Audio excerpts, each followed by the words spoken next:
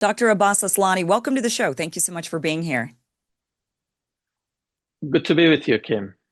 Okay, so there's a few things that we've got to tackle in regards to what's going on in Iran. Um, Today, apparently, the Europeans and the Iranians sat down and had conversations about inspectors, whether or not inspectors should be allowed back in, the nuclear inspectors should be allowed back into Iran. The Europeans are upset. They want their inspectors back in Iran. For some reason, I'm not sure, and hopefully you can clarify why Iran has said, no, we don't want the inspectors and why there haven't been inspectors. And the reason for these talks is Europe is saying, if you don't let the inspectors in, we're going to start sanctioning you. Um, what what happened in these talks? Do you think there's going to be sanctions? Russia's pushing for a 6-month extension.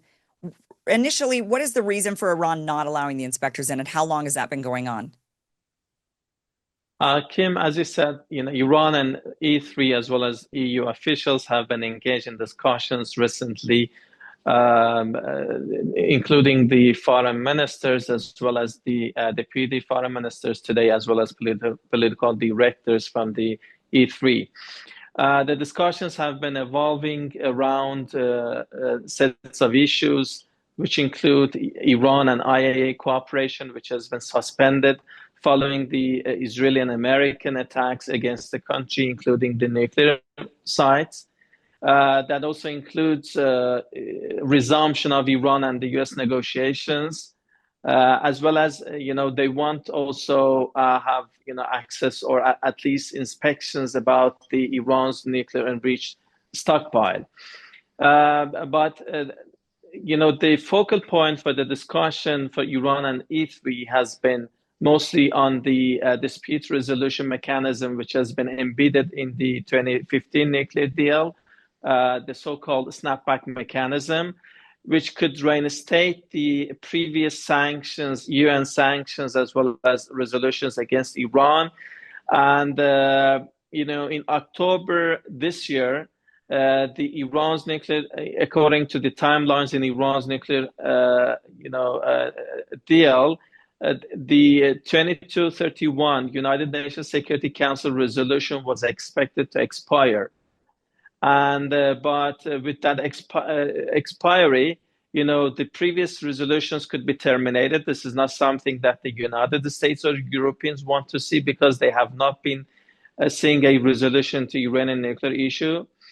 And that's what they have been discussing, the extension of that resolution in order to give more time for further negotiations between Iran and the United States, as well as European countries and China and Russia, to clinch a deal or a kind of agreement on Iran's nuclear program against the backdrop of the recent, military aggression against the country, which has further complicated the situation. So the focal point for the discussion between Iran and European states has been on that snapback mechanism or dispute resolution mechanism, which has been included in the nuclear deal. Okay. And Europeans, they say that in order to give diplomacy a chance, they could extend it, but they want things in return from Iran. What they want is that resuming the inspections by the IAEA, International Atomic Energy Agency, of Iran's nuclear sites and its enriched stockpile, as well as resumption of the nuclear negotiations, and let's say they want their role in place because if they wanted to somehow reinstate the previous UN sanctions against Iran. Iran had warned that the European countries for they will lose their role in Iran's nuclear, file for good, and Iran would not, suffice its reaction to this, but it was likely to take further actions, including, let's say, maybe a likely withdrawal from the Non-Proliferation Treaty, which could have repercussions for the proliferation issue globally. And that's why, we have different issues in parallel taking place, which has made the situation a bit difficult for different players. This has exacerbated the situation. And that's why, in parallel to Iran's negotiations with European countries, Tehran has been engaged in discussions with Beijing, with Moscow, and from time to time with the United States in an indirect manner, facilitated sometimes by Oman or other countries.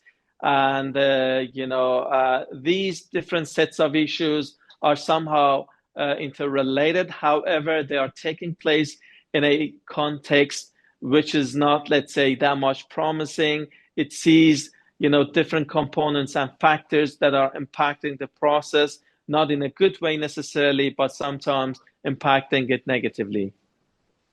Okay, so Iran suspended the inspections when the war broke out between Israel and Iran. So that was in June. So just 2 months ago, basically, they stopped the inspections. Is that right? It's only been 2 months.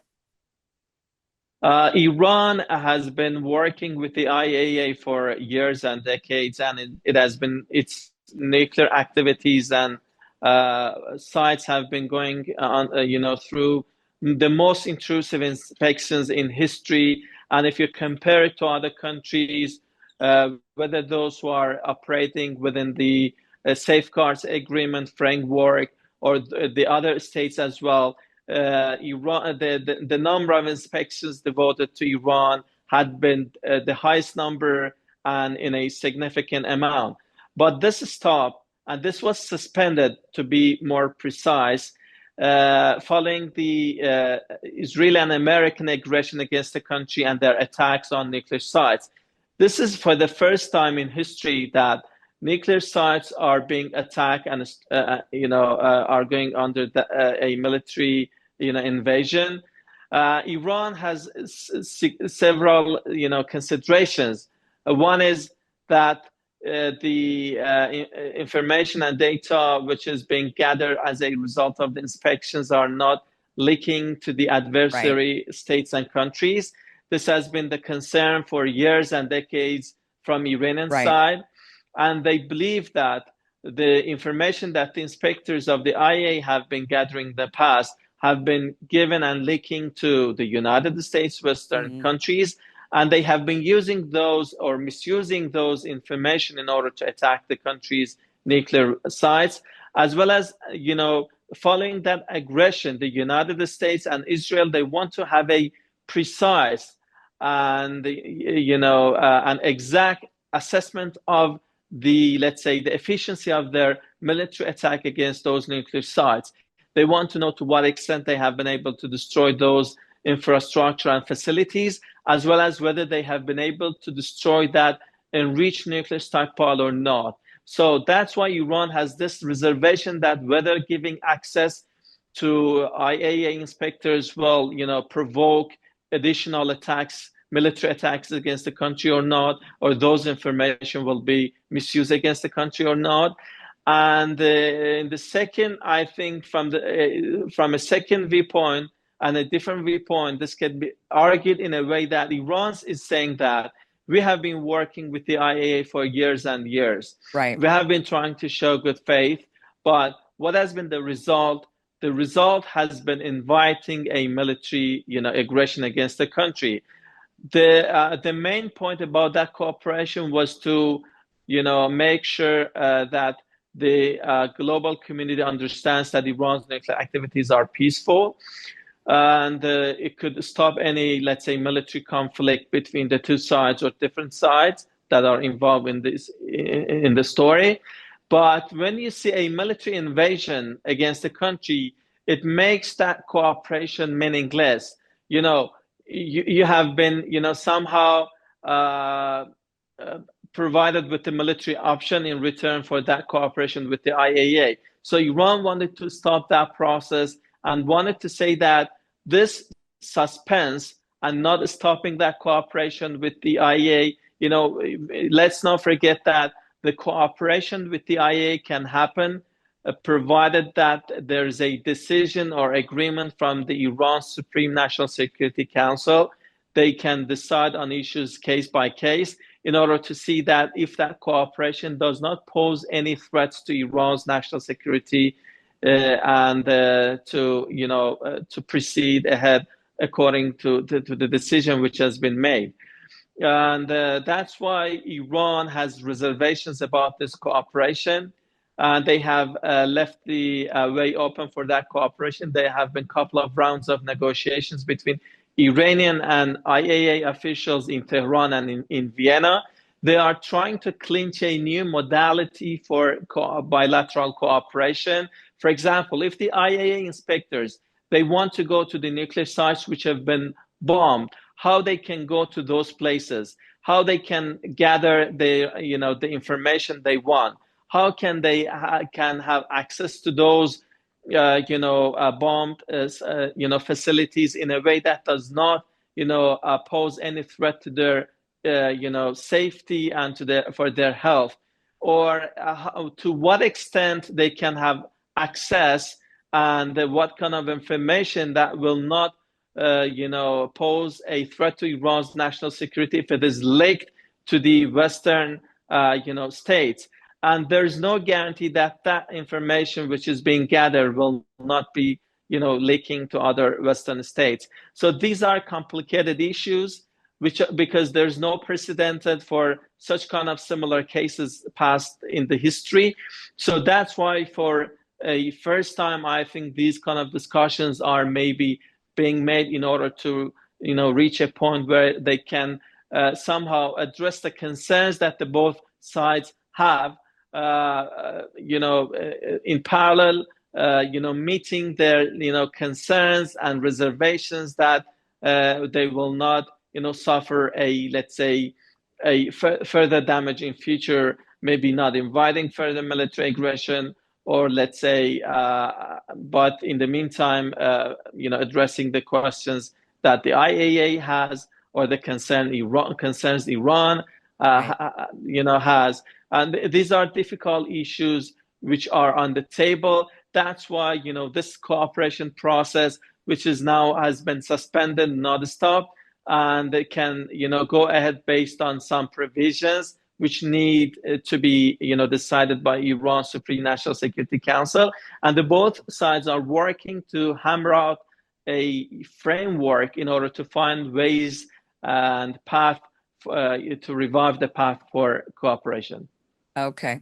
So it sounds to me like, and I understand both sides of this inspection issue. So Europe is saying, hey, we haven't been able to inspect for a couple of months since the war broke out, the aggressions, Israel and the United States attacking Iran and whatnot. We haven't been able to. We want back in. If you don't let us back in, we're going to start sanctioning you starting in October, basically, if you don't let us back in. Iran says, well, wait a minute. Why would we let you in when it seems to us like after a bunch of nuclear scientists were executed, assassinated, and our sites were bombed, that one, you're leaking information potentially, because how did anybody know who these scientists were, who was working on these projects? You were the inspectors, you had information, and that information got out there. So we're not even sure we could trust you.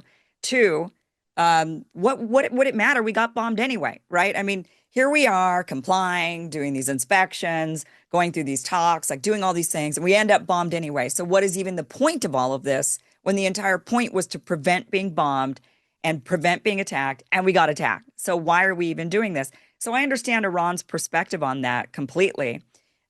But from the European perspective, they're thinking, okay, but because the third thing Iran says, and it actually probably would be best if Iran did not say this, but Iran's saying it.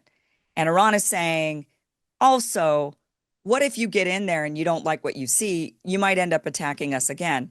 Now, from the European perspective, they're thinking, oh, really? So what is there for us to see? So, because obviously the Europeans want to go in there, obviously they also work at the behest of the Americans and the Israelis, right? And they want to go in there and they want to see, so just how much was bombed? How much were we able to take out? And if they don't like what they see, if they see that there's still uranium, that it wasn't effective, the bombing wasn't effective, or if they see that there's basically, if they just don't like what they see and that there's just too much uranium, then that leaves the door open for another round of attacks on Iran by Israel and the United States, saying, hey, we didn't get the job done like we thought we did. And so by not letting them in and saying, yeah, what if you don't like what you see and then you might bomb us again? Iran's almost admitting that, yeah, we have something to see that you're not going to like, and you're going to bomb us again, and we don't want that. Do you see what I'm saying? But I understand both perspectives on this. I mean, obviously, I mean, my question is, what are the points? What is the point of any of these inspections or any of these negotiations, or anything, when in the end, Iran just ended up attacked again? I guess the only point at this that I can understand is, well, to help. And I don't even know if this would work, because I kind of think the U.S. and Israel are just absolutely determined to go to war with Iran. So I don't know if this will work. But the only thing I could think of is to prevent war, right? Okay, an attack is one thing, but let's prevent all out, escalating to all out war. And if Iran stonewalls the inspectors and stonewalls on all of this because Iran says, what's the point? Then it almost inevitably leads to war. And that's where it gets delicate, right? Kim, the already fraught situation, which has been more complicated these days, for which Iran is not to blame. There was a nuclear deal in place. It was working. Iran's, enrichment was limited to a specific, level, which was 3.67, was much lower than the recent level of the enrichment in the country, which was around 60%. And the Iran's enriched uranium stockpile was also much, much, lower than this. It was very limited. That was the United States that withdrew from the deal. That was the European states who were not able to compensate that. But, despite these facts and despite the past record, Tehran was willing to sit at the table with Trump administration to negotiate a new deal that was addressing the demands of the both sides. And they were preparing for a new round, in Oman, that, a couple of days ahead, that Iran faced an aggression coming from the Israeli side, which happened in coordination with the United States. And that was followed when Iran was negotiating with European states in Geneva. That was followed by American strikes on Iran's nuclear sites. So this is not something which has been, Iran's positions or its policy. This has been something which has been imposed on Iran. Thank you for watching this clip from the full Kim Iversen show, which you can catch Monday through Friday, 2 p.m. Pacific, 5 p.m. Eastern at KimIversonShow.com. It is free for you to watch. Again, 2 p.m. Pacific, 5 p.m. Eastern, KimIversonShow.com. See you there.